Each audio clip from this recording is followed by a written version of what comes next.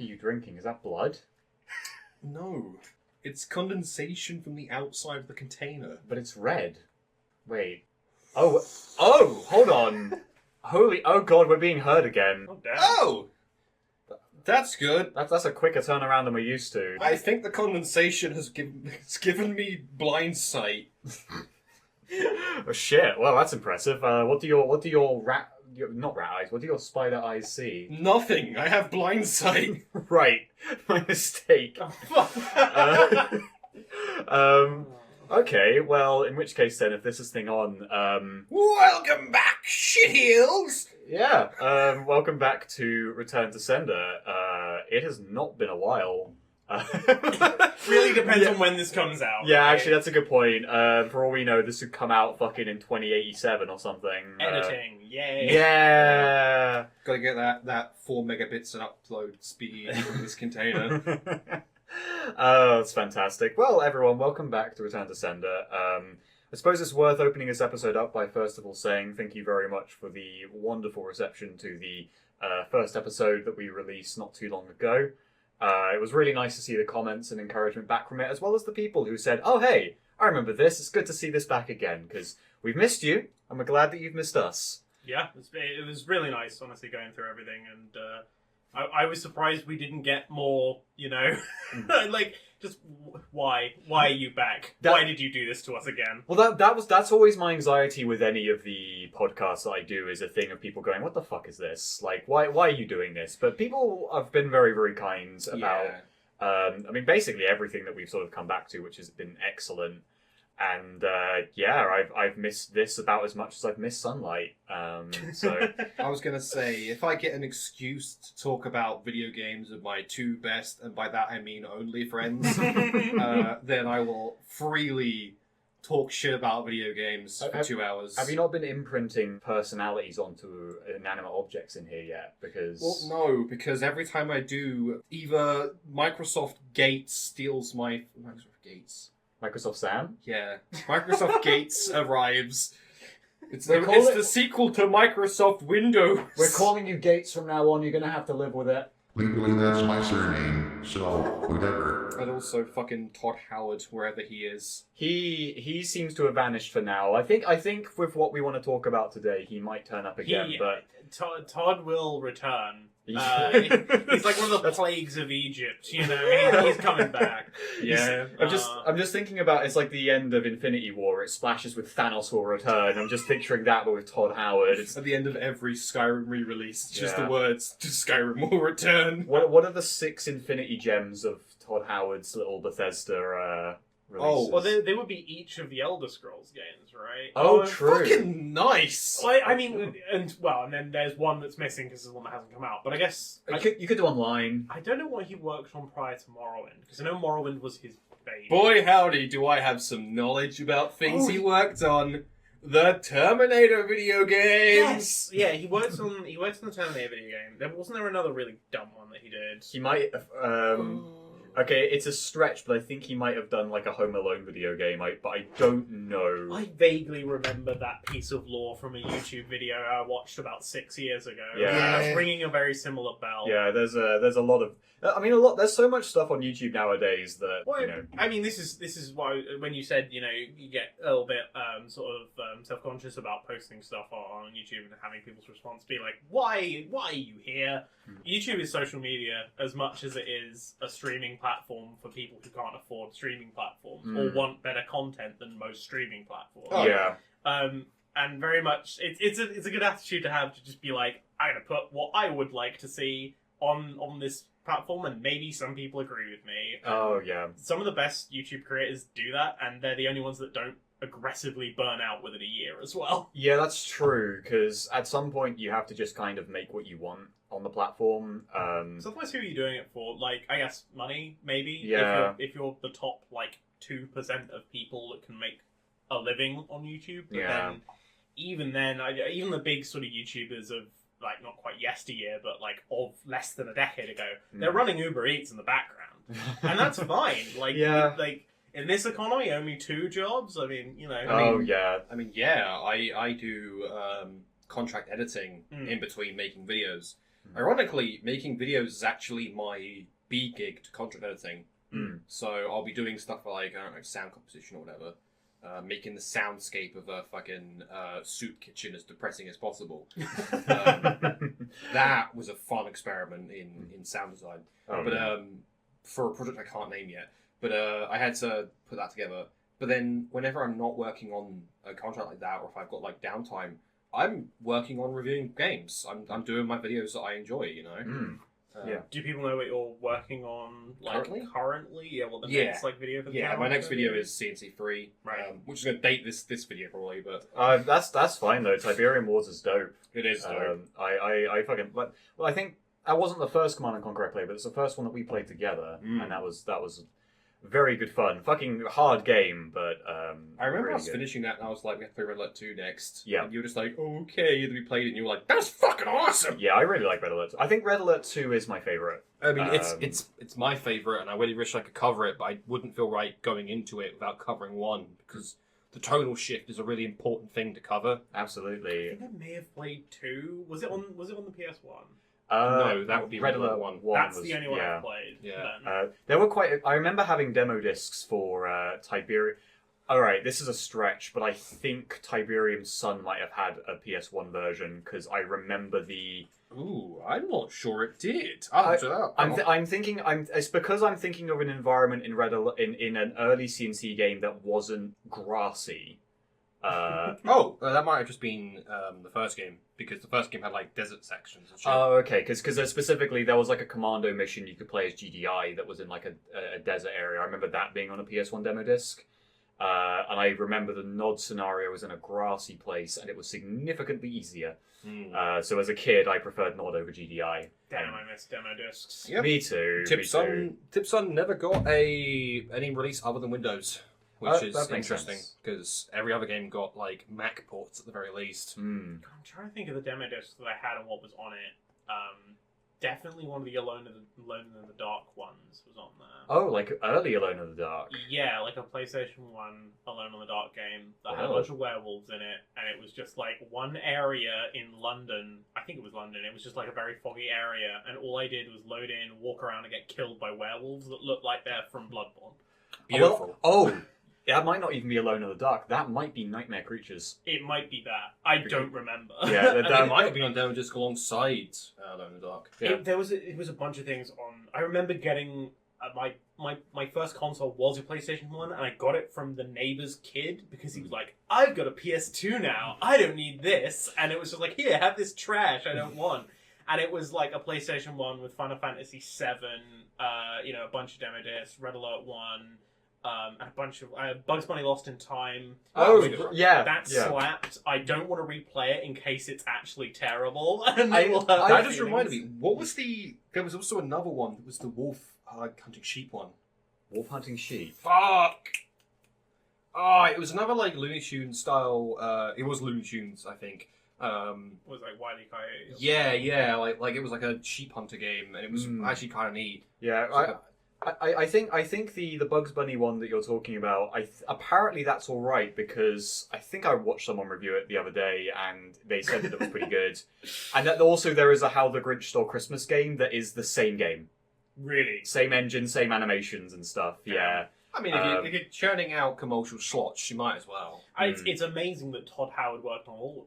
Oh, 100%, yeah. What people don't know is Todd Howard developed every game that wasn't Doom, Half-Life, and Mario 1. So many weird people have like credits for the first Doom game, though, don't they? Doesn't Randy Pitchford have like a credit in the first or second Doom? I think Randy...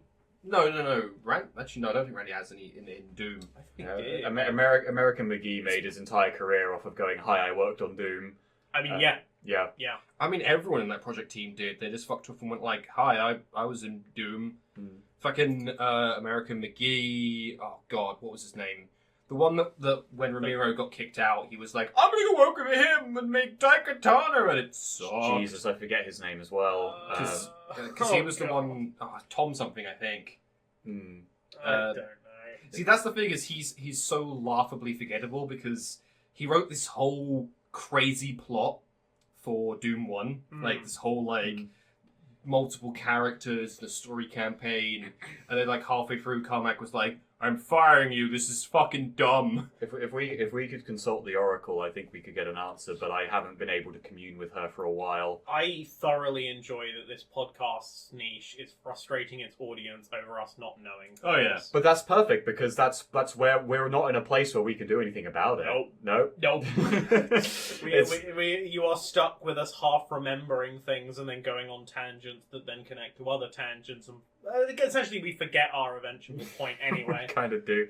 We are wasting your time. Long story short. I was going to say I was quite surprised we've opened this up talking about demos, but I did want to say one little demo disc story before we jump into our main topic, which was that I remember once having a demo disc that I remember most of the games in it quite vividly. There was like a demo of Cooler World, there was one of Medieval, and like Spice World as well, the fucking Spice Girls video game. And I remember once losing it behind the television, finding it later, and it being a completely different demo disc that had completely different games. What? The magic and the mystery. Yeah, a fucking the magic demo disc that changed into an entirely different set of games, where I think it had like Twisted Metal and things on it instead. Oh my god, Twisted Metal World Tour fucking slapped. Twisted Metal in general was fucking great. I only ever played World Tour because I never owned a PS3, so I never played the ones that were on PS3. For some reason, there were some on PS2, weren't there? And that was where the heart of the series was. I think that might have been Twisted Metal Black. Yeah, Black was fucking great. I never got around to playing any of those. Yeah. I need to get some sort of emulation thing going on. My name is Calypso, and I thank you for playing Twisted Metal. Calypso is just great. I love him. I love him. He's such a cool, absolutely ridiculous person. There was. I remember when we. Actually, this might have to be a section that we cut in case it's actually against like some kind of T's and C's, but White and I worked on an episode of TTS that we wrote together, and I managed to worm in. We're allowed to reference that. Yeah, apparently. we wrote an episode of Bro Trip, and I tossed a Twisted Metal reference in there where there was Sweet Tooth as an orc. That was Sweet Tooth would make a great orc. Yeah, it was. I am sad that episode never came out because then we lost the majesty of Luigi. Yeah, the Gorka Morka episode would have been beautiful. That's one of the sadder things about sort of obviously TTS is something that it messed up a lot of things for a lot of people in terms of it cancelling, not the show itself. Yeah. But it's very sad that we as an audience don't know what then was planned to like keep going, right? Yeah.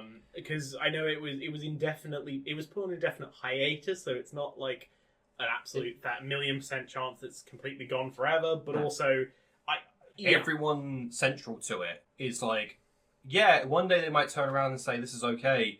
We wouldn't feel comfortable continuing because, well, what if they turn around and say it's not again? Why trust them? Yeah. Why trust big company to do things when you've got Hunter the Parenting that's doing well. It's got I don't know what it is production value wise, but it looks great. You have a lot more freedom to do what you want to do with it.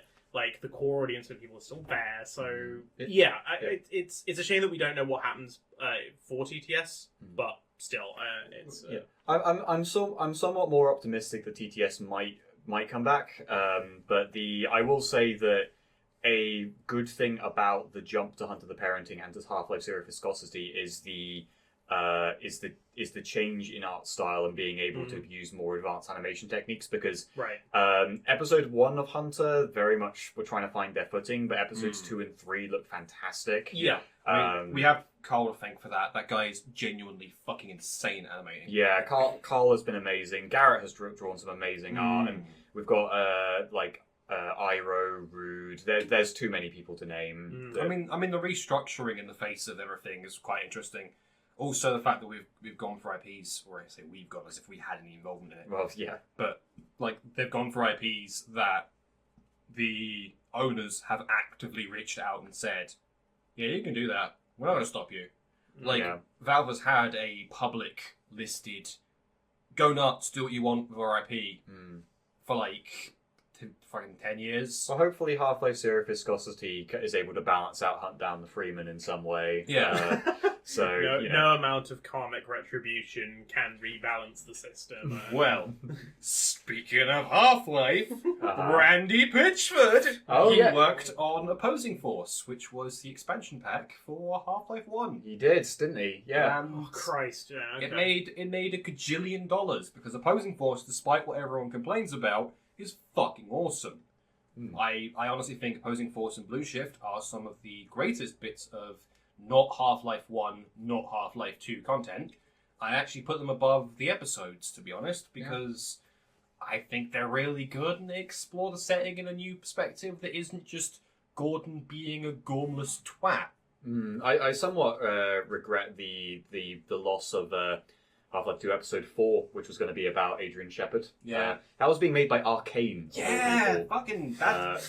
Yeah. It sounds like you're talking about a shitpost, and you're like, oh yeah. Oh yeah, I realise Arkane's name doesn't have quite so much No. power nowadays after... After a recent release, Yeah, but- it's not but- looking great for Arkane. Okay, I heard the description because we're all talking about it. We have to say it. Yeah. We're talking about Redfall. Yeah, It's yeah. bad. Yeah, it's bad. It's really bad. From what I hear. I have heard someone describe it as the Morbius of video games, Well, it does have vampires in it. and it keeps trying to be like, "Don't worry, guys, we'll get good eventually." Well, yeah, for all we know, it might get patched into improvement. Yeah.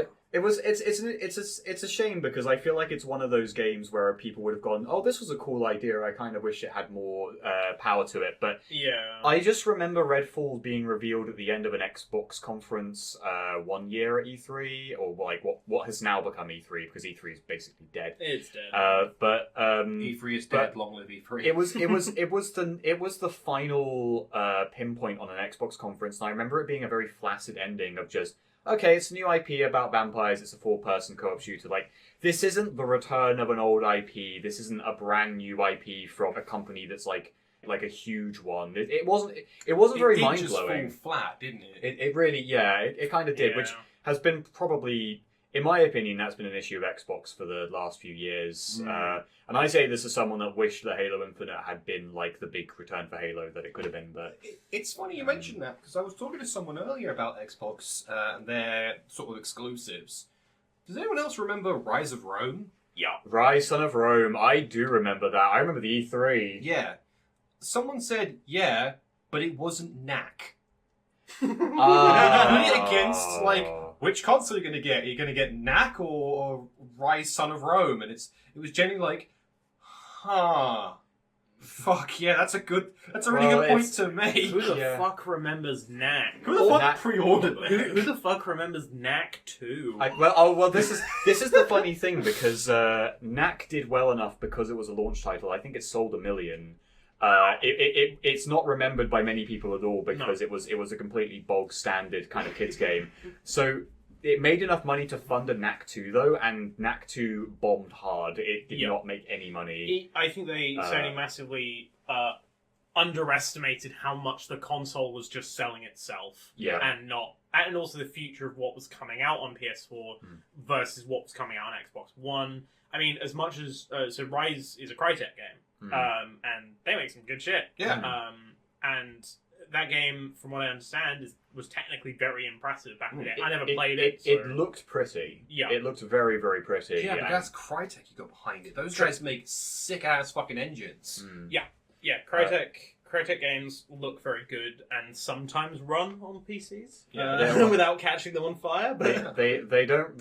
I will say they don't run on the Wii U because I know that Crytek is best well known for Crysis and a lot of games that really push the boundaries. I like Hunt Showdown as a Crytek game as well, isn't it? yes, Hunt Showdown slaps and it has devoured over 1,000 hours of my life. Oh yeah, but the CryEngine game that I think of for some fucking reason all the time is Sonic Boom. That ran on CryEngine. Oh! Yeah. I just got mentally my flashed. God! Yeah, it ran like absolute shit on the Wii U, but I think the reason for that was because they originally made it to be an Xbox One PS4 game, but Sega had a clause with Nintendo to release 3 Sonic games on the Wii U. So they went, all right, Sonic Boom is being put on the Wii U because we don't want it to. We don't care about this. Yeah, this we project. don't. Well, the weird thing is they did that, and then I think Sonic Team then greenlit the cartoon. And the cartoon is like. Oh yeah, I forgot about the fucking The cartoon as yeah. well. The cartoon is genuinely my guilty pleasure. Like I was not a Sonic kid. Like I had like Sonic and Knuckles. Yeah.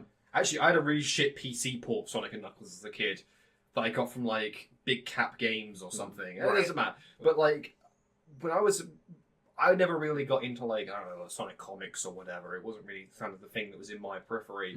I think I had like Sonic Adventure DX for the GameCube as well. But anyways, fucking the Sonic Boom Sonic Boom cartoon rather, is really fucking good. It's well, there's nothing wrong with having a guilty pleasure for Sonic. It wouldn't be the first time it's mentioned on this channel. We've by the time this video comes out, there'll be a List Goes On episode on about Shadow the Hedgehog, where I talk a bit about my kind of guilty pleasure for the original Sonic. It's called The Adventures of Sonic the Hedgehog. It's the wacky cartoon that has the the promotion. Yeah. What for? Yeah, the good old YouTube poop Robotnik. Right, okay. Snooping as usual, I see. Yeah, that's the one. So it's a hell of a thing. There's nothing wrong with having a guilty pleasure for Sonic. Yeah. Just so long as you like the Sonic games that I do and don't like the ones that I don't like, then we're all fine here. As long as you agree with my opinions, it's okay. I'm just kidding. If you could turn around to me and be like, Sonic Force is the best Sonic game, and I'll be like, sure, whatever, have fun. Well, we all know it's Sonic Mania. Well, Sonic Mania is apparently amazing. Yeah. I've been listening to the soundtrack. The soundtrack is fucking great. It slaps. It's very, very good. I very much enjoy it. But again, I've never played a Sonic game. Oh no, sorry. Tell a lie. I have played Mario and Sonic at the Olympic Games. Really? Yes. That's your one Sonic. That was my one Sonic game on the Wii. Isn't that the one that has like the vaguely racially named Eggman reskin? Oh yeah. Oh no! I learnt about that character from like a PSP Sonic game, and I was like, what the fuck? Sure. It's a bad idea. Yeah, but then they have the fucking Olympic like announcer guy doing the and he just shouts it, and he does not say clearly. So it's just like, oh no. Dear God, that's... The prefix of Naga something is just not good. No, it has not aged well. No, there's... Prefix though is one thing. This was a suffix. It came afterwards. Oh yeah, it is. Because there's a character in Crash Twinsanity that's called Naga Crash, and similar problem. Did Metroid start that, or was it Zelda, or neither? I think Metroid sounds more likely, because I was going to say, because you talked about Mario and Sonic Olympic Games being your only Sonic game. Yes. In a similar fashion, my only Zelda game has been Hyrule Warriors. Ooh. I heard that was alright. It's actually quite good. If you like that genre of game. It was, I mean, I wouldn't call myself someone that likes Dynasty Warriors to the degree I'd buy every single game. I think it's something I have to enjoy in bursts. Why would you buy the same game over and over again, right? Yeah, crazy that as I buy... Yeah. Next up on the column continues, Skyward Sword. I mean, a Dynasty Warriors game where you get to play as Ganon is fucking dope. Oh yeah, would be that is. Yeah, it's all good. Sorry, you're going to say about Skyward Sword? I'm worried about... No, I was just making a shit post about Skyward Sword being another Zelda game that is a lot of people's like entry to the Zelda sort of franchise, and it's one that a lot of people look back and go, it was a bit shit. I think it's motion Which control one thing. was Skyward Sword? It was the Wii Waggling one. Yeah, the Wii one that had motion controls. We waggling over here. It had, damn, all right. Yeah, it was by comparison of Twilight Princess, which was the dark and broody one. It was a lot brighter. Is it not called Twilight Prince? No, it's called Twilight Princess. Okay. What, you look concerned. What do you mean? I don't know. I think I'm remembering a very old Kotaku thing. Someone referring to themselves as the Twilight Prince. I realised as well, mentioning that the PS1, someone gave me secondhand when the PS2 had already been out for a while, really outs me as being the youngest one of the three here. I mean, yeah. Although to be fair, I got my PS1 from my siblings. Yeah. the times that I was playing the PlayStation 1 was the time when the PlayStation 2 was out, and When then did the PlayStation 2 come out? 2000, yeah, just right. It was 2000. Yeah. Okay. And when I had a PS2, that was 2006 when the PS3 was the thing. So I got a GameCube when the 360 was out. oh, I see. Okay, so we're not too far off then. Yeah. Like yeah, you got to enjoy such wonderful games as Donkey Konga and No, I got to enjoy all the James Bond games. oh yeah, like Nightfire and Best port of Nightfire. Mm. Don't play the PC version of Nightfire. It fucking blows. I'm doing a video on that in the future because I want to just be like, this is a Half-Life game that somehow sucks. I think that would be fun because I was going to say like that kind of area and genre of shooters. I want to mention that I released an update video on my channel recently where I let people make game recommendations, and I was quite happy to see Time Splitters get quite a lot of mentions. Oh, that's a good shout. Yeah, Yeah. that was one of the lead ones. I think that was like top 10 was Time Splitters. Time Splitters was fun. I remember playing a lot of Time Splitters too, specifically like the against bots multiplayer. Oh, Mm, yeah. Was it? Were you deathmatch or did you like to play Virus? I think it was Deathmatch. I think we played Virus as well, but mostly Deathmatch. Yeah, but I just remember Virus being the go-to for a lot of people I spoke to. It's like the Halo 3 infection of Time Splitters. So, I kind of want to mention another game that I, having played Time Splitters recently, have been like, oh yeah, this gameplay reminds me of something else. And then realizing, actually, no, that game's trying to do Time Splitters. Fucking Red Faction 2's multiplayer. Oh. Okay, Red Faction, is that the one where there's a map that has two buildings in the end of each canyon that are like big concrete structures, and it was on the PS2. It has like you tunnel into the terrain with rocket launchers. Yep, Yeah, that's I Red played that Faction. one. That one fucking is so good too because I would Yeah. play a lot of that one as well. So, Red Faction 1's multiplayer is still active today, and it's fucking insane. Really? Yeah, like, you can go on PC and you can download it. People are still playing online. It's genuinely like, what the fuck? That's fantastic. But it's people who have, like, fucking 20 years of railgun experience, so you spawn, they're like, you are going to die! But Red Faction 2 had, like, basically bots only. I don't think it actually supported... Because I had it on PC, so it didn't have online multiplayer for some fucking reason. But it had really good bots. I remember just sitting there and just demolishing the shit out of them with the precision rifle. Yeah. And having so much fun. And then I grew up and I'm like, haha, this game sucks! I loved the three games I think I played the most against bots would have been Red Faction 2, Time Splitters 2, and then Battlefront 2. Battlefront all 2, on the PS2. yeah. Just amazing. Like I had so much fun with them. Again, I've got Battlefront 2 on PC, and it still is quite fun. Yeah. My God, Galactic Conquest is nowhere near as complex as I thought it was. No. Conquest, not Conquest. Yeah, it's sadly I hope that there's some kind of overhaul mod for it, but I think if there was ever a situation we would get another proper Star Wars Battlefront game that isn't the current ones, I would love a fleshed out Galactic Conquest that isn't just buy garrison upgrade or sabotage.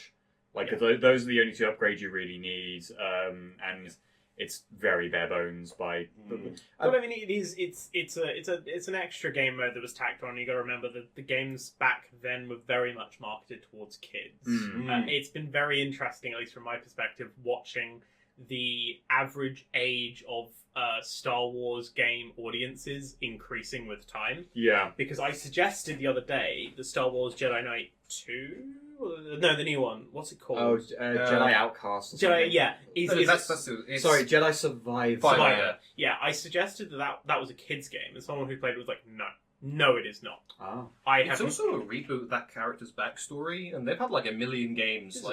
Yeah, basically all of the Jedi whatever games have been following this. I think also Dark Forces as well. His name's like. Are they the same? Really? I think they rebooted his character, but it's the same guy. Oh. So the reason why the person was like, no, this is not a kid's game. It's a Souls-like, and it's hard. Like I've seen people play up against a specific boss that I won't name in case people are still playing it, and just they are getting slapped around. It's not. Oh. And they are just getting slapped around, and it's just like I'm looking at this, and I'm thinking of an 8-year-old playing this, and I'm just if I was an 8-year-old playing this, I would be crying, I would be in pieces, like why can't I beat it? Well, I will also say is like imagine how an 8-year-old feels about Star Wars Rogue One, a film where everyone dies at the end and the color grey is like 90% of the palette, you know? That It's- is basically just like a World War II movie, but in space. Yeah. That's why I loved it. I thought it was really good. I'm the controversial outlier where I wanted to like Rogue One, and I do like it in patches, but I like character-driven stories, and Rogue One was Halo Reach, but worse. Oh, That's my take on it. That's not the worst comparison in the world. I would say that...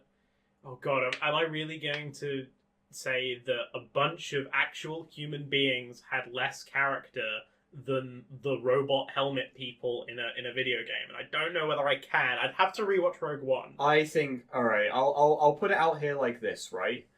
Do you remember the blind guy with the stick? Yes. Okay, do you like that guy? I liked him conceptually. I didn't like what happened with him. Right, as a okay, because I was going to say, if you had any vague interest in that character, watch John Wick 4. Yeah. Okay. That same actor Is it played the same fucking character concept but in John way Wick. better executed. Infinitely better. Isn't it a reference to Zatoichi as well? Or is it Zatoichi? It's the Takeshi film about a guy who is a samurai who is blind, and he's like blindfolded. It's one of those old. It might be. Yeah. Because I don't know.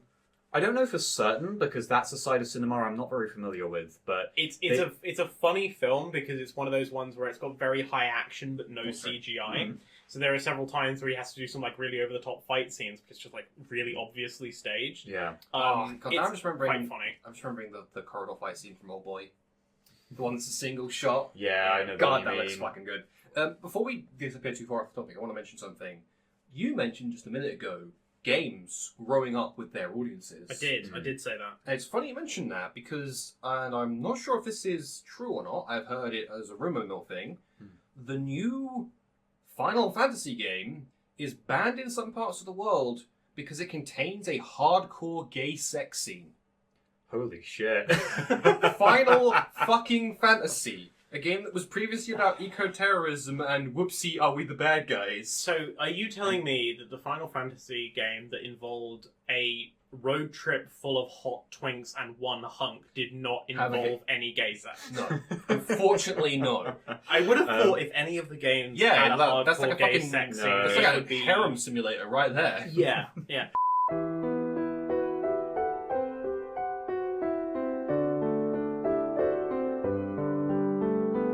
That was such an interesting idea for a Final Fantasy game. It's interesting because depending on who you ask, that game is either really, really good or kind of awful. Yeah. Especially for long-term fans, it doesn't seem to have struck the same chord that.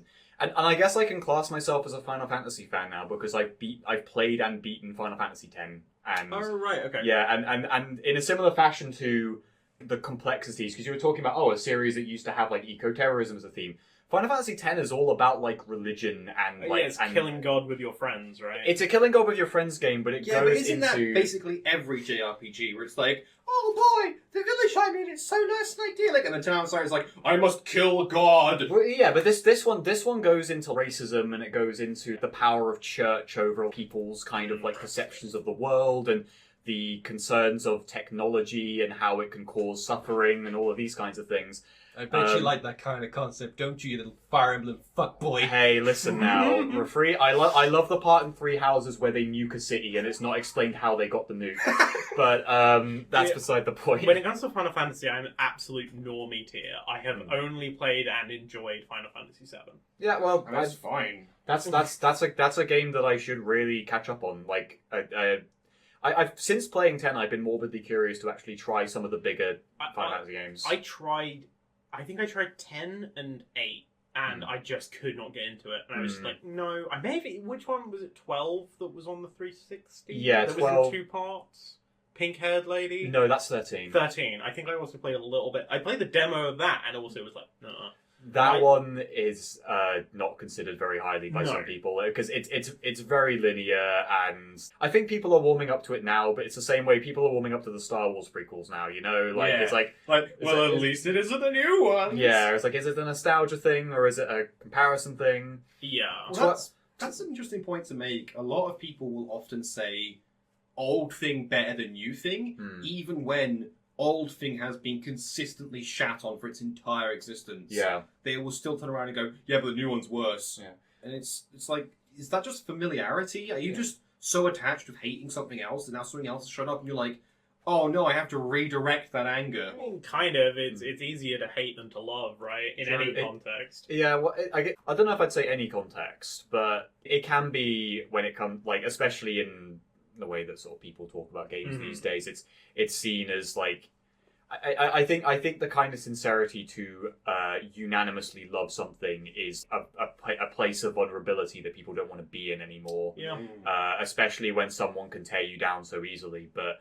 Then again, I might be talking on a bit of a high castle thing, because recently, if I've shared an opinion on a game on the internet, I've not really been torn into. Like, the most I've been torn into is making a video about Resident Evil 4 and people going, what the fuck do you mean the TMP is good? You're a crazy person. Yeah, like, whereas I have balls of steel and will talk shit about Witcher 1. Yeah, oh, Get yeah. comments about why do you hate Witcher 1? It's funny. It's funny you talk about that, because I was gonna. Do you mind if I briefly pivot into like? Oh yeah, go ahead. Yeah, because I released an update video to recommend some games to cover on my main channel, and I've been cataloguing basically every comment for like recommendations of what they're making. The results have been very, very interesting. Right. And I will say that Witcher, specifically Witcher 1, has had more than one recommendation, which has been very interesting. It's Bounce back off. You must do it to be angry. Yeah. Right. It is the exact same two people who were annoyed at us for saying that we didn't like Witcher 1. Which is entirely fair, by the way. Yeah, but that's the thing, right? Like that's the case. It's How many games did you get recommended roughly? over 300. I think it's currently. Damn, okay. As of today, it is currently 316 unique series, not even games specifically, but series. But then again, I have also included some ones that I don't think were included seriously.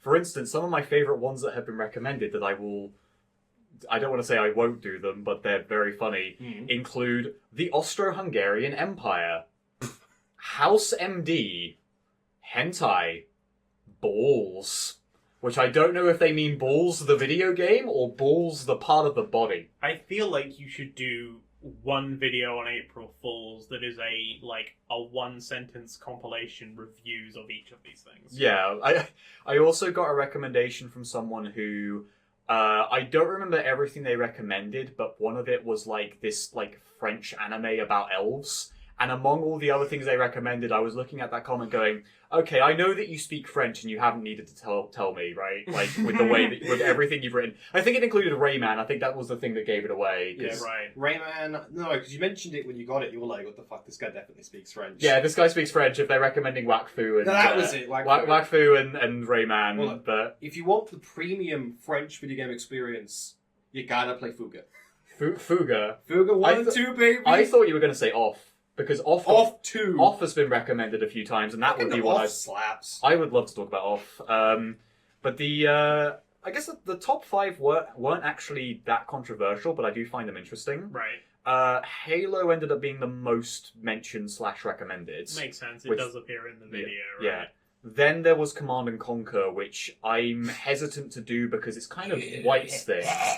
Like that's my territory. That's the thing. Like we've talked about, my precious. We've talked about overlapping like the Halo and Command and Conquer interests in each other in our channels, but like I'm not sure where I would start with Command and Conquer if I did that. Like I kind of would like to do it, but it's a Dr. White thing, and I think in the meantime I'd recommend looking at his channel. Okay. Could we do a thing where halfway through one of my videos it just switches to you talking about Command & Conquer, and then halfway through one of the Halo ones just me being like, what the fuck is going on? I would love that, yeah. If we wanted to do... Yeah, that would be good. Because I kind of want to talk about Halo Wars. Yeah. But I haven't played Halo Wars enough to have a full review video worth of, like, reflection on Halo Wars. Yeah. Beyond, grunts with grenade upgrades. Go! Yeah. That game is it's very much a spam game. It's a make one unit and throw it forward. But the third place one, the one that was specifically third place, was very fucking interesting because I put on the screen Legacy of Kain because someone had mentioned it to me in a YouTube community post. Okay. And I put that on as like, oh, this is something I've been recommended. I would actually be interested in doing this. And loads of people went, fuck yeah, do Legacy of Kain. That was the third most recommended game. Really? Wasn't an RTS. It outperformed StarCraft, Warcraft, Age of Empires. Total War. Oh, but what could you really talk about Age of Empires other than like, I love the History Channel? I mean, there's things to say. I mean, Age of Mythology alone Yeah. nearly got more than the entire Age of Empires series as recommendations with went. It's cooler. I think you could do a whole like series just on like the changing of like multiplayer meta through the games of Age of Empires. Yeah. Carried along by my English language. I like that idea because the thing I would have to do is I would have to keep mentioning Age of Empires 2 because people still play that. Yeah, well, exactly, right? like- I'd be curious to see how much the meta had changed since the original Age of Empires 2 to the modern Age of Empires 2. They've re-released Age of Empires 2 like Yeah. 4 times because they're just like, people still play this, people will buy it again. They've released fucking faction DLC for a game that came out when I was a child. Yeah, that was a 1999-2000s game. Like it's like the timeline. If I might be missing some games, but it's like Age of Empires 1, 2, Mythology, 3, 2 again, a few definitive editions here and there, 2 again, and then 4, which has been made by Relic, which is like wild to think about. You know, like it makes sense that Relic would make another RTS, but like you know how it is, like especially after 3, Dawn of War 3. I'm honestly surprised that Relic is able to do that when they're supposed to be helping polish up and get Homeworld 2 ready to go. Oh, 2. Because apparently, sorry, not 2, 3. 3, yeah. 2 already happened. I just bolt the 2 together in my mind. No, that's fair. Because fucking Homeworld 3 is apparently being entirely off-handed to Blackbird Interactive, which is why they couldn't do as much with Hardspace Shipbreaker as they wanted. Yeah. Now, that's entirely a rumor, so people in the comments can fucking eviscerate me and tear my ribs out one by one because I'm spreading lies on the internet. But I heard that's the reason why Blackbird had to like pull support for Shipbreaker and like shrink its scope so much. Yeah. Was because they were being basically headhunted one by one to go and work on Homeworld 3 because it was just ballooning out of control. And I that wouldn't surprise me too much if it was something that was kind of going a bit like overboard, because I don't really know how the development cycles of modern RTSs are going, because it's I mean, it's nice to see more of them come out, but I do worry about the future of that genre. I'd love for it to have a revival. I would love for one day Tempest Rising looks really fucking good. Yeah. Is it like, I've not heard of this one though. Is this like a? It's like a CNC spiritual successor kind of thing. Oh well, then if it's going by those lines, then we could be onto something good here. It looks really fucking good, and I'd love to get my hands on a press copy to give an early review of it. But I sincerely hope no one who is a member of the press is listening to this, because otherwise we're fucked. What are you talking about? We got the Bad Dragon sort of ambassadors.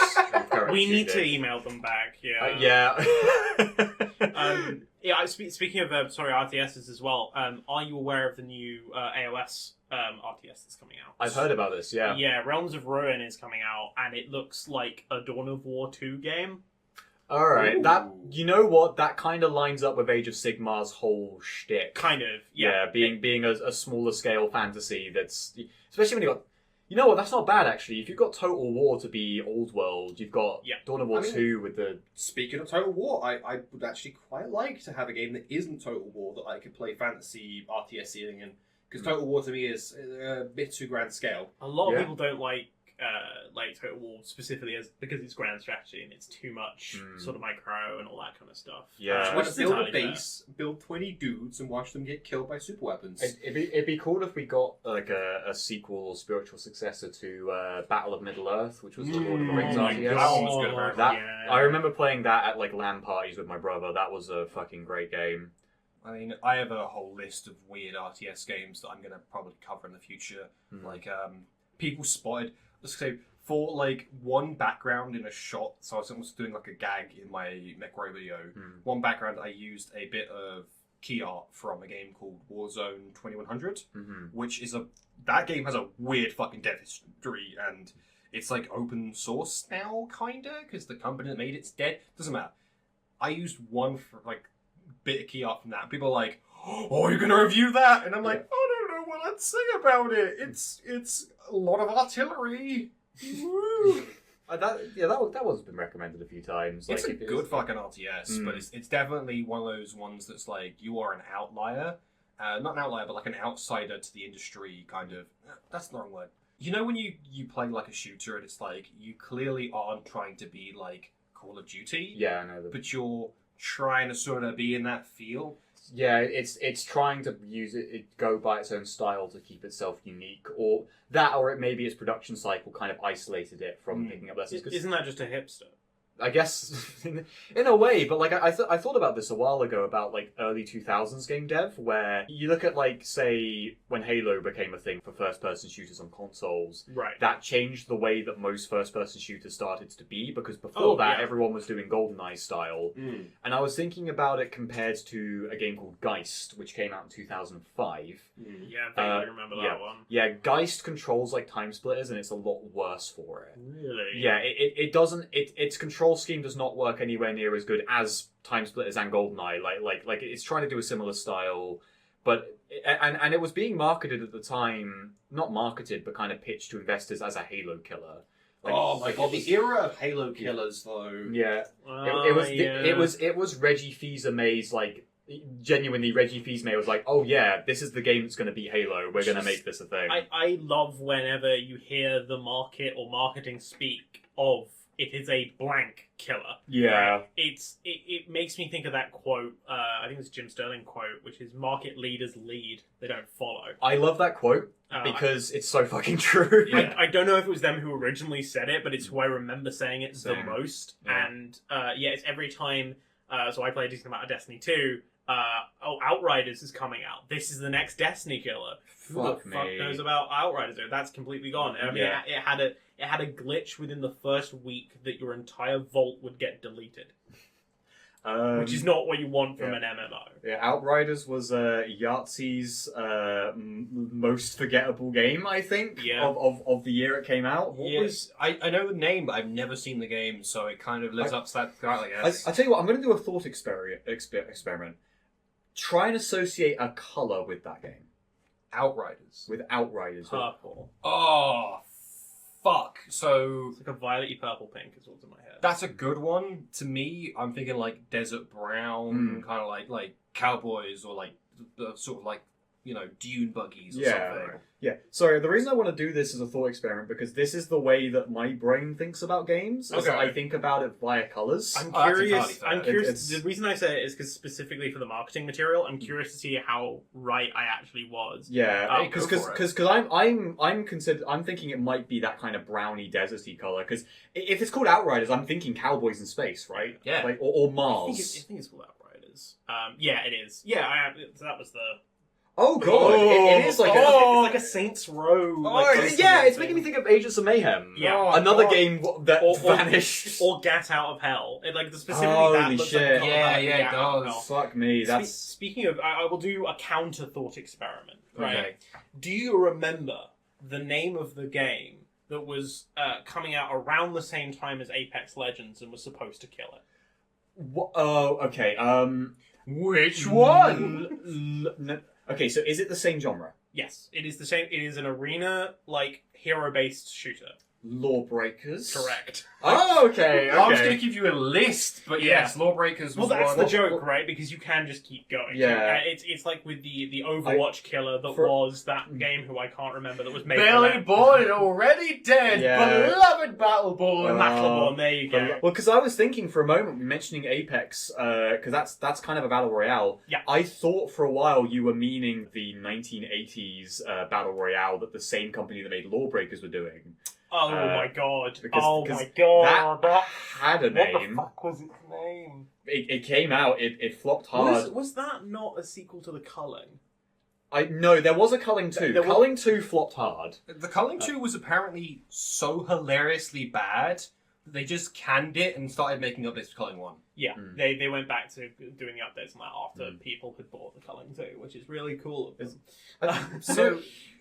I just want to loop back to something you mentioned earlier. Yeah. The line industry leaders lead, they don't follow. Yeah.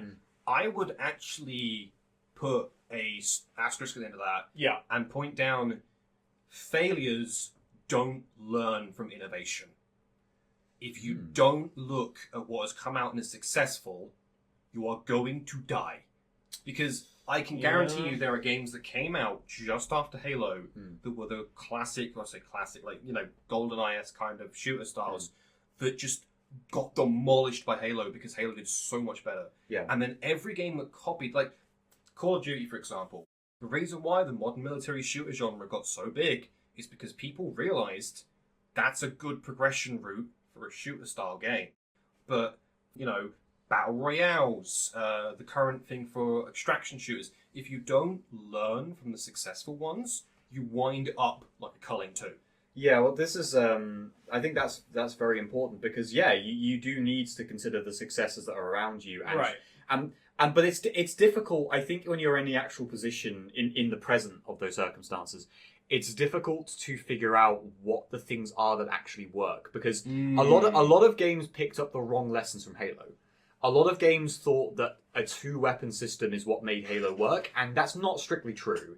Duke Forever suffered from that. Yeah, that's the thing. Is that the way that Halo does it is that it doesn't give you enough ammo that you can rely solely on your 2 weapons, so you're constantly swapping them out. The whole point of having 2 weapons is to limit what you can carry and force you to experiment and pick things up. Yeah. Which a lot of 2-weapon games afterwards didn't do. But that's a Doom thing though as well, right? That's learning from that game and going, okay, limited ammo for everything other than your starting gun, which would have been the pistol. A little.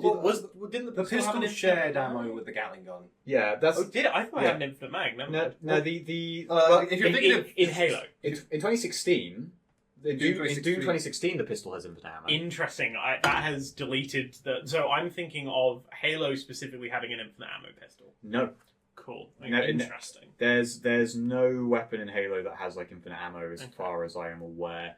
And I say that with uncertainty. I don't know why. I know those games like the back of my hand. I feel like there was one that has like an overheat system but no ammo. So the Covenant weapons have overheat, but they have a limited charge. I'm thinking of one that specifically had an overheat that was way tighter than the Covenant weapons, but had infinite. It might have been a vehicle weapon. It's a vehicle weapon. It's definitely a vehicle weapon. But that's the thing Halo Reach did for some reason, is that it gave almost every vehicle weapon an overheat system, which I guess is good for balance in a way. But... Yeah, that's something I'm noticing doing a replay of Metal Gear 5 recently. Is all of the mounted guns have had their overheats balanced ridiculously. At release, overheat for guns was way longer, but now like I can barely take out a helicopter with like a 50 cal before it starts making that whee noise before it breaks, which is really fucking annoying.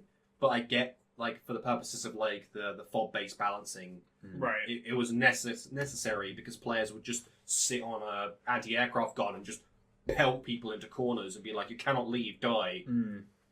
Yeah. Yeah.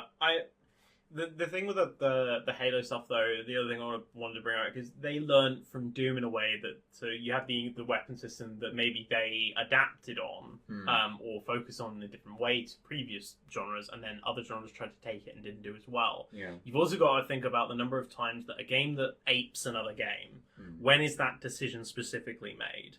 And it's probably only just after the game gets super popular. Yeah. And by that time, by the time that trend has kind of mostly worn itself out, the game's already been released. Or half the time, it's a game that's already midway through development that then gets aggressively like, oh, quick, we've got to slap together a new shooting system because that's what everyone wants. And then that subsequently fucks the rest of the game. Right? Yeah, I think it's sometimes that's definitely a thing in genres. I like in mechanics. I've also seen it in genres though, because apparently this is something that affected Jak and Daxter, which was that in between Jak and Daxter 1 coming out and Jak and Daxter 2 being made, Grand Theft Auto 3 came out, sold a ton of money, and Naughty Dog were convinced, shit, everyone wants GTA. Platformers are dead. Isn't that what happened with Crash? No, not Crash. Oh my god. Bird and the Bear. What the fuck are their names? Banjo-Kazooie? Yes. Banjo-Kazooie Nuts and Bolts Thank you. burnt down because they were like, oh, people don't like collectathons. And it's like, no, people wanted that collectathon. They But wanted to make... didn't that specifically tie in with the fact that GTA had also come out and it was just like, people want to ride around in cars? Or was the date not quite? It might have been because Banjo 3 was being made, and they scrapped it and reused stuff in it to make Banjo Nuts and Bolts, which Could be wrong on that, but that's what I remember. But then sorry, go on. I actually wanted to make an inverse point to what you just said earlier. Right. Which seems to be all I'm doing this episode. But the point of like, oh shit, we're halfway through development, let's shove in some new mechanics. Yeah. Rust removed zombies because they went, oh yeah, the zombie shooter genre is fucking dead. Hey, remember when Fortnite was a wave? Oh my zombie game. I remember us developing shit on Unreal Engine in uni and seeing like on the sidebars like, do you want to play Paragon and Fortnite Survival? Yeah. And all of this shit, and I did not expect it to take off. But you're exactly right. Removing those mechanics because you've aped the genre, and it's just like, oh, and then learning from those mistakes. I mean, Rust is doing great right now. Oh yeah, Rust is probably one of the like. It's up there with, like, well, of the building bases and surviving thing, it's up there with, like, DayZ. And just like DayZ, it's really good for content creation, which is really good for player retention. Because a lot of the people who I watch sort of the YouTube content for, who used to do other games, have moved to Rust. Because, like, base rates always look cool. Yeah, they always look cool. You always meet absolute freaks on Rust. Oh, yeah. When they're not kids, they are just insane people. Yeah. And that's great. It's very wholesome. I think my favourite video of Rust is that one guy spamming Death Grip's guillotine as he runs by. So it's this guy in the forest like, what the hell's that noise? And then just this neck arrow, it goes. And he's being chased by about 4 bears. Yeah, and it's like, oh, there he goes. I love that fucking video. Favorite content creator on Rust is definitely Stimpy, who's all of their thumbnails are just slightly edited gay porn to make it look like Rust content. It's great. I mean, the one thing I associate with Rust is like topless dudes. Sometimes people who have been forced to give their pants to the player that's pointing a gun at them. Guy running around with his dick out is definitely my Rust experience. Yeah, that's the thing. Which is something that, the forest needs to work on that. Yeah. Like release the penis cut. The Forest 2's looking really fucking good. People really enjoyed it. Yeah, I don't hear anyone talking about it right now. But yeah, I don't want to spoil anything, so I don't know if anyone's played it elsewhere yet. But I really liked the NPC system, and I'm surprised. I wouldn't be surprised if other survival games of the same stick try and go for, hey, having NPCs that your player can interact with and talk to and order around is actually a really cool mechanic in these kind of games, because it gives you a sort of a limited level of automation and someone to be giving a shit about other than your own needs. That's a part of gaming I want to see developed more, because I remember as a kid, it's something that I really enjoyed about certain games.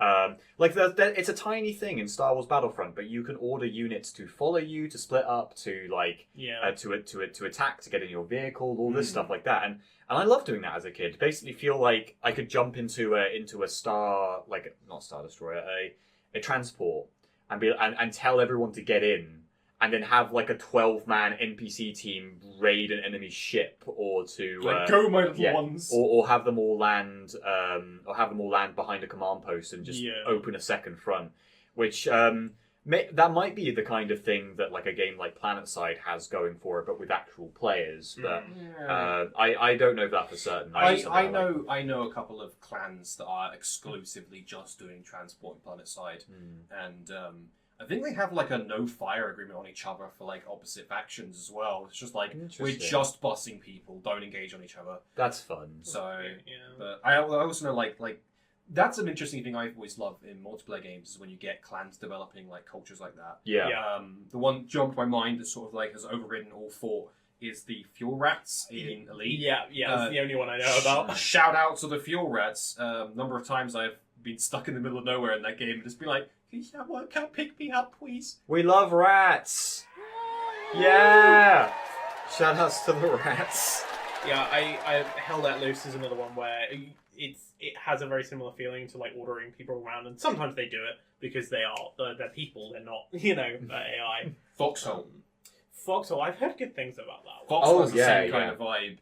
Especially with like the logistics protests where people are like, you're not giving us what we want, so we're going to not do logistics, and like entire battlefields just dry up because everyone's like, I have no fucking ammo, I have to leave. The saddest thing about games like that is when you get into a multiplayer game where Hell Let Loose, it's being sold as this is a really hardcore, realistic sort of like top-down command chain where you have a commander on each side, and they direct squad leaders, and squad leaders are the people who are the heads of Unit 5 and all that kind of stuff. And so people watch that and go, God, that sounds really cool. They look at the graphics. Then a bunch of new players join and then just mute their talk. Yeah.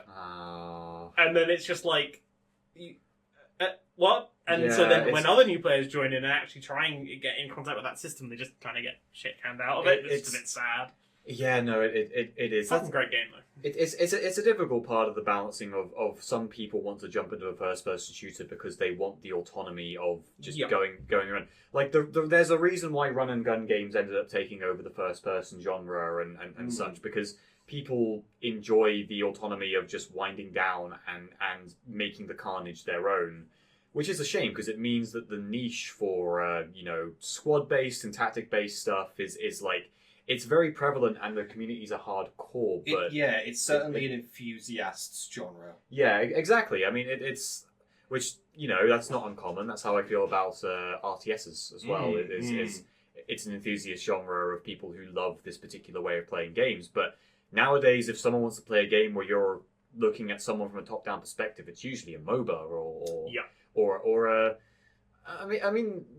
it's not the same thing, but like I guess like City Sim, some people just want to wind down and just not feel like they're playing like a competitive, like a giant dick city, and be like, I can make this efficient somehow. Yeah, well, yeah, because that's a niche I find among people who play Age of Empires. Is some of them go like, I like playing Age of Empires because I want to build a village. I find it fascinating, though, that a lot of people go to older games to do that, and I wonder if it is nostalgia or whether it is the fact that modern games actually really struggle with being satisfying outside of their core gameplay loop. Like, I really struggle playing modern games just to chill out, because it's just like, I'll sit down and go, I've got some time away, I'm gonna, I'm not doing work right now, I want to chill out, what am I gonna play?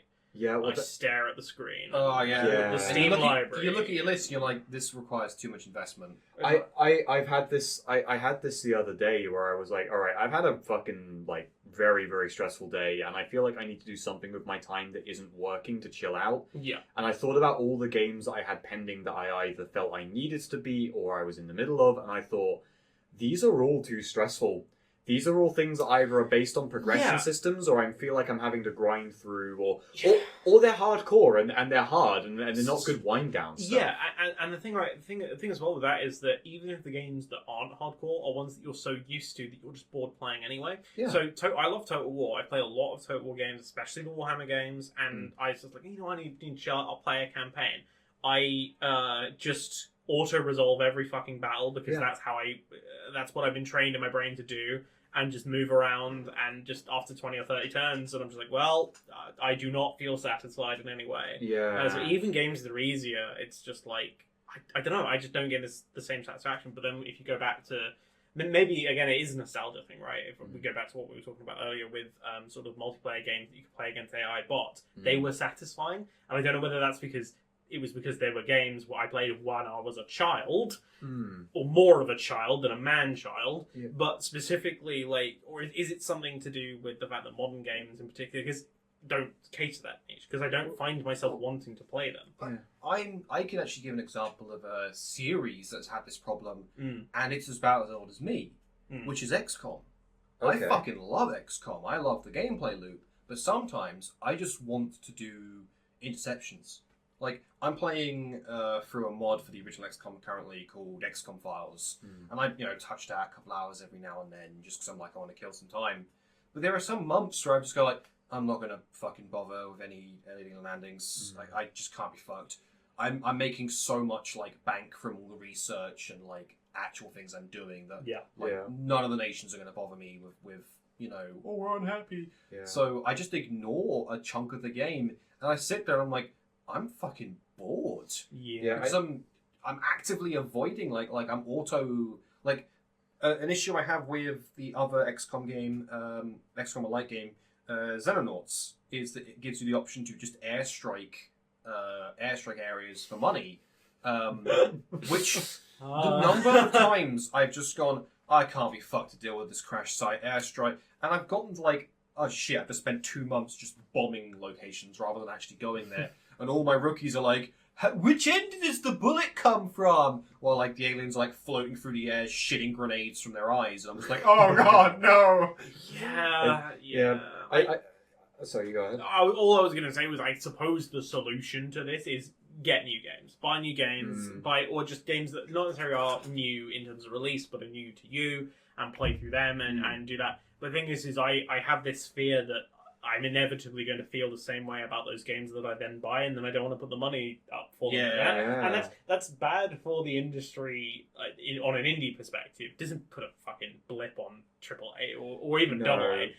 But it's just like, oh god, do I take the financial leap, buy a bunch of new games just so that I then get bored with them, or am I overthinking this, or Yeah, well, that's the thing, right? Is that if in those circumstances, it feels like you want to have a fresh thing. Like that seems to be the obvious solution. right? It's just whenever you feel like bored, I sometimes have a thing where you ever get that thing where you're bored, but you don't want to do something new, where you don't want to leave your comfort zone. Yeah. So you just kind of lay there and you're just like, Yeah, and there is Gonna airstrike a bunch of crash sites. Yeah. Well, there is only so much jerking off we can do in a container, like before it gets awkward and it stinks up the place, Yeah. and honestly, like it just. Yeah, after the second month I got bored of it. I was gonna say I think it says a lot about what I like from XCOM that most of the time whenever I've finally closed XCOM and stopped playing it, it's usually been at the start of a battle rather than at any point during the overarching strategy map stuff.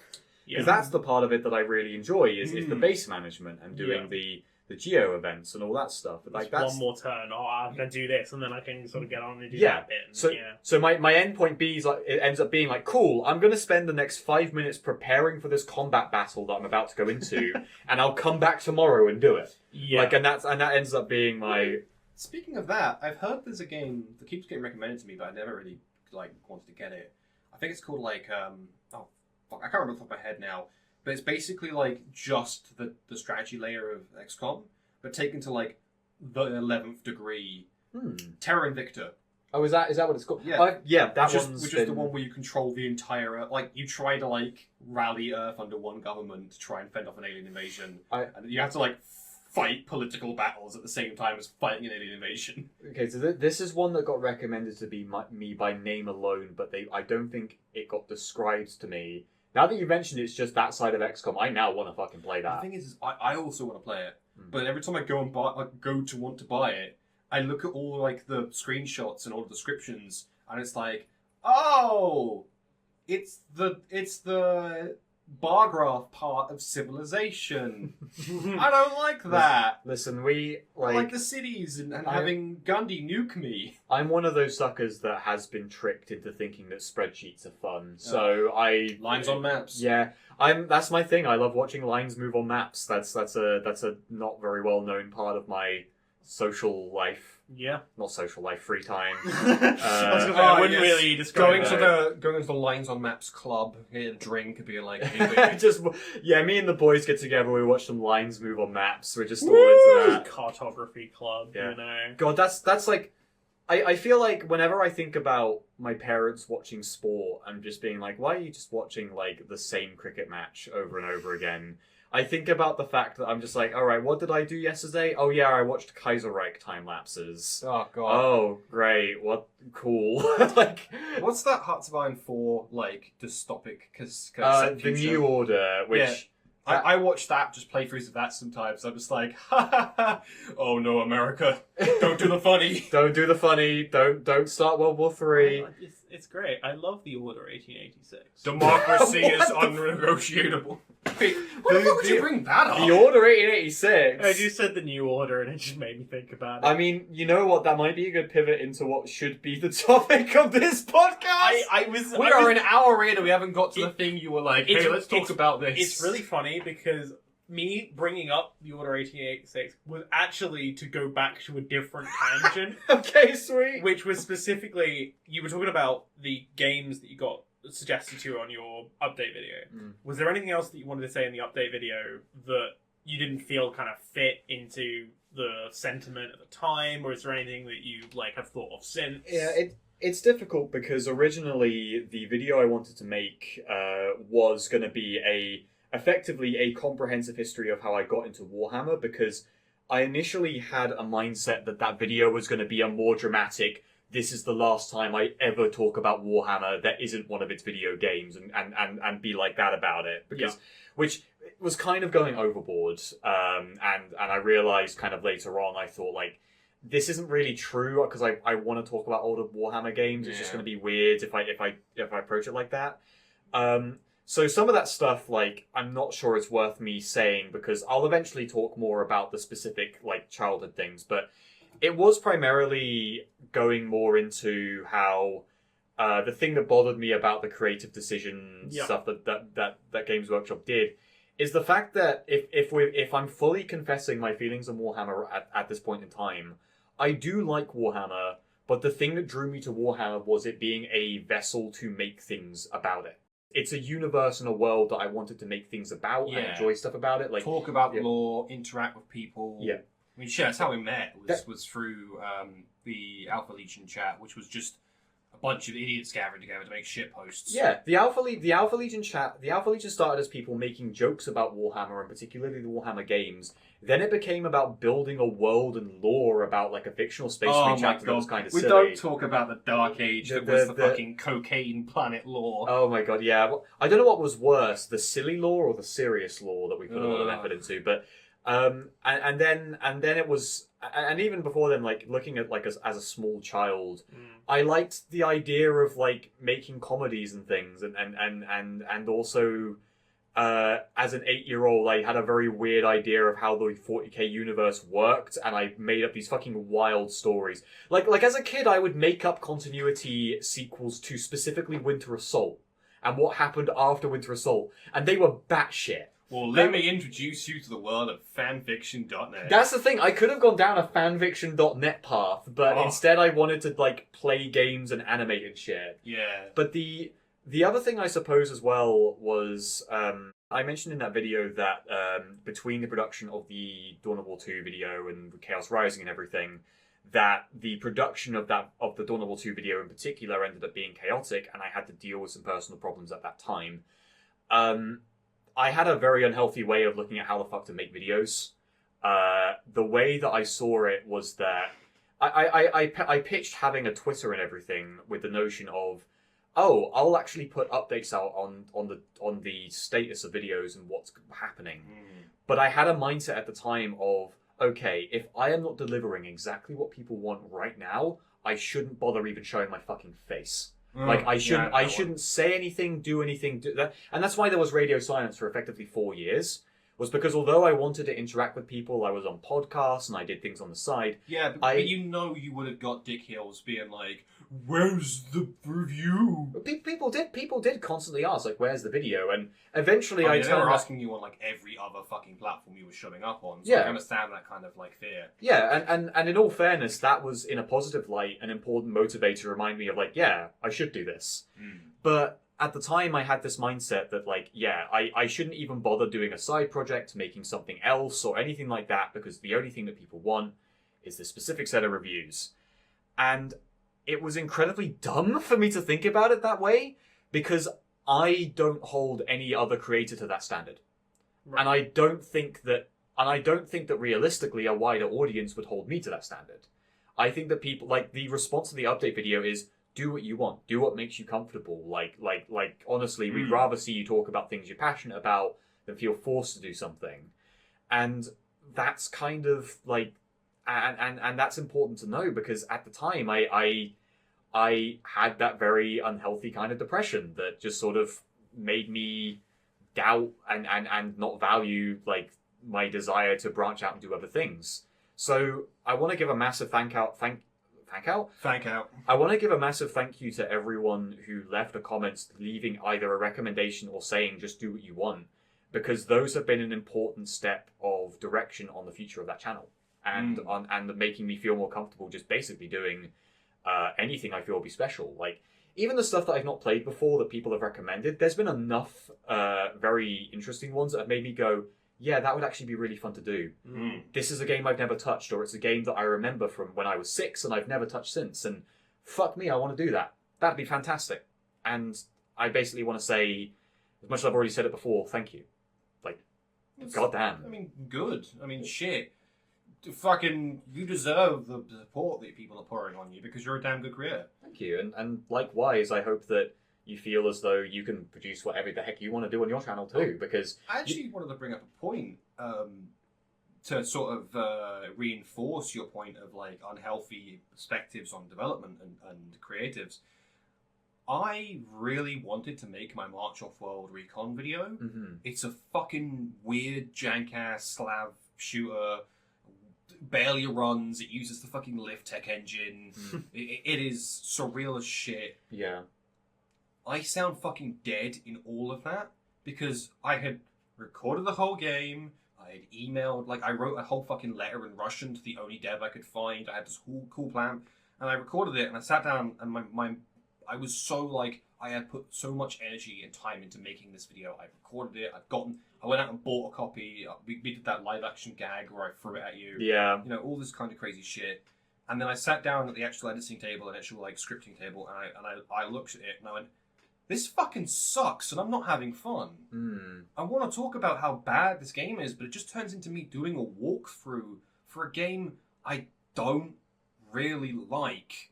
I like it from, like, the perspective that someone would like the sort of weird smear of blood that, like, a pigeon hitting a windshield would make. Yeah. You don't want to lick that and get involved up in that. Yeah. You just want to be like, haha, that's kind of fucked.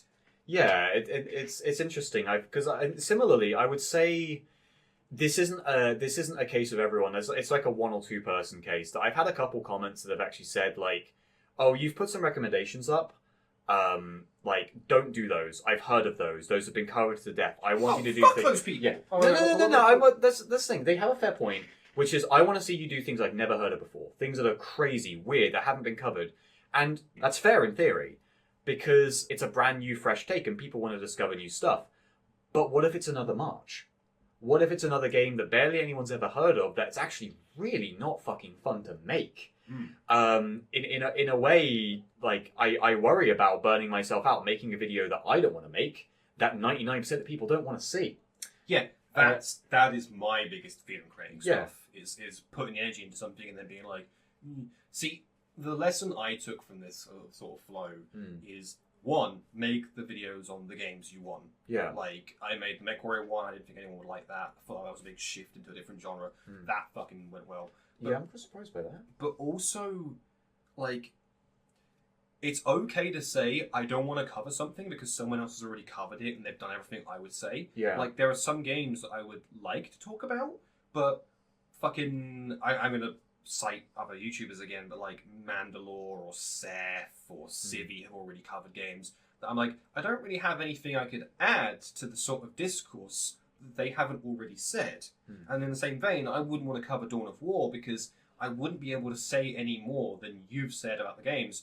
It would just be me making a walkthrough of the campaign and being like, haha, funny steel rain. Well, I do want to say that, and again, if this becomes an uncomfortable topic, we can cut it.